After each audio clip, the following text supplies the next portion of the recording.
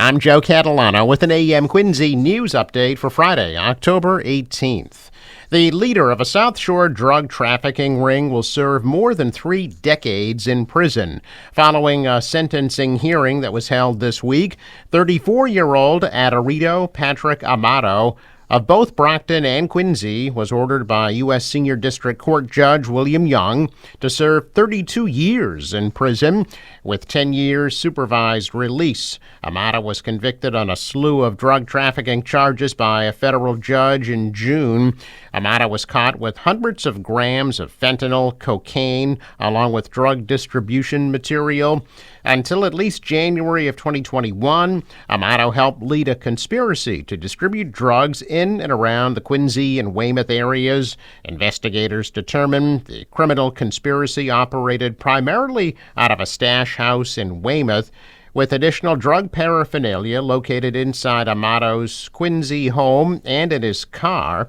In January of 2021, police searched his Quincy residence, found over 40 grams of fentanyl, more than $270,000 in cash, a loaded Glock, and ammunition. The Weymouth stash house was found to have large-scale drug-making paraphernalia, more than 10 kilograms of fentanyl, and cocaine, as well as 3 firearms and ammunition. Amato's fingerprints were recovered on the ammunition trays, as well as one of the bags of cutting agents used to package cocaine.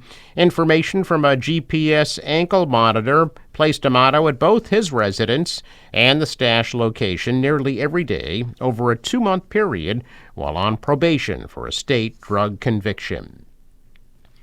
A driver was rushed to the hospital yesterday morning after suffering a medical emergency and hitting 2 vehicles in Quincy.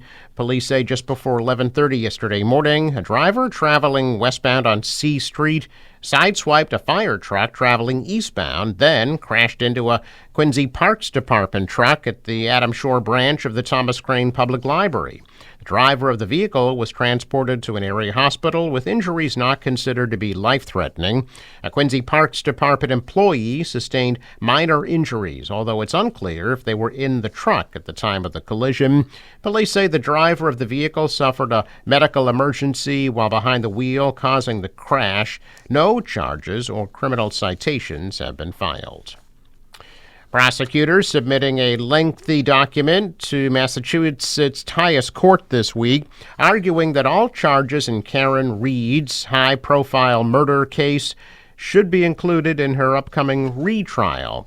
Reed's first murder trial ended in a hung jury. However, the defense said several jurors have come forward to report that they were ready to acquit her of second-degree murder and another charge. The Superior Court judge denied her motion to dismiss the charges, a decision that the defense is now appealing to the Supreme Court. The prosecution filed a 77-page response, which was added to the docket by the court yesterday morning.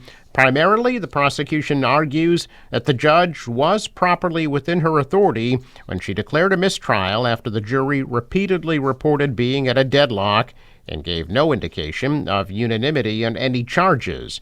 They also argued the judge was right to determine the defendant was never acquitted of any charge and that the defendant consented to the mistrial.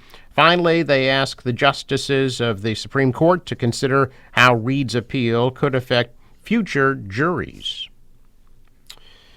Well, it is that special time of year again in the Cambridge, Boston area. Thousands of athletes and spectators are expected to flock to the Boston area this weekend for the 2024 Head of the Charles Regatta, which officially kicks off today in Cambridge along the banks of the Charles River. Since 1965, rowers have come from near and far to take part in the world's largest regatta. But the fun isn't limited to competitors. There are many ways for spectators to get involved in the weekend's festivities. Spectators traveling to and from the regatta are encouraged to use public transportation. Parking availability is limited for spectators, and parts of Memorial Drive will be closed over the race weekend. The DeWolf Boathouse is where the race begins. Spectators can watch crews queuing for the race start from the Dr. Paul Dudley White Bike Path in front of the Hyatt Regency Hotel. For a view of the basin and the start line, head to the Boston University Bridge. Early voting for the November 5th election begins in Quincy Saturday. Early voting will take place October 19th and 20th at Central Middle School from 8:30 a.m. to 4:30 p.m. Early voting will then take place at Quincy City Hall October 21st through November 1st from 8:30 a.m. to 4:30 p.m. October 26th is the last day to register to vote in the November election, and October 29th is the last day to request a mail-in ballot. In-person voting will take place November 5th, 7 a.m. to 8 p.m. at all 31 precincts in Quincy. The Quincy Department of Traffic Parking Alarm and Lighting, or TPAL, is conducting a survey of residents to determine how to make roads safer for motorists, bicyclists, and pedestrians.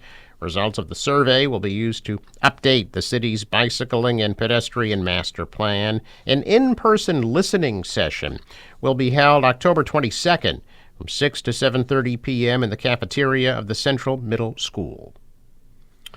The Quincy Quarry and Granite Workers Museum celebrating Quincy Archaeology Day at the Lyons Turning Mill Saturday from 11 a.m. to 3 p.m. and will be hosting a stone splitting demonstration Sunday at 11 a.m. The Boston Chinese Neighborhood Association Quincy chapter hosting their second Family Fun Run Saturday beginning at 9 a.m. at the Ryan Boathouse at Pageant Field in Quincy. Proceeds will support youth leadership programs, adult English classes, and mental health support services for local immigrant families on the South Shore. The Friends of Wollaston Beach holding their annual meeting this Sunday from 1 to 3 p.m. at the Wollaston Yacht Club. The guest speaker is Kerry Malloy Snyder from the Neponset River Watershed Association. The Quincy Animal Shelter holding their first golf fundraiser on Monday at 11 a.m. at the Granite Links Golf Course in Quincy. $200 entry fee includes greens fees, golf cart, range balls, and dinner. The Office of Healthy Homes in Quincy hosting a series of events to mark National Lead Poisoning Prevention Week. Educational programs are being held at the Thomas Crane Library, the Parker Elementary School, Squantum Elementary School, and Bay State Community Services. Visit officeofhealthyhomes.org for more information. A check of business news this morning. Stocks are mixed. The Dow is up 161 points. The Nasdaq rose 6. The S&P dropped 1. World shares mostly higher. The dollar fell. The euro rose. Oil at $70 a barrel. In sports, the Bruins will be at Utah for the expansion team Saturday night at 9. And the Patriots and Jaguars in London at Wembley Stadium Sunday morning at 9:30 a.m. The National Weather Service forecast for today, mainly sunny and a high of 63. For tonight, clear, chilly, low 35. Tomorrow, sunny and a high of 70. Sunny 72 on Sunday. Monday, sunny at a high of 76 degrees. The boater today waves 2 to 3 feet. The wind north, 15 to 20, becoming northeast, and gusting to 25 knots at times. The high tide, 12:22 p.m. There is a coastal flood advisory in effect today at the time of high tide. Sunrise, 7 a.m., sets at 5:56. I'm Joe Catalano with an AM Quincy News Update for Friday, October 18th.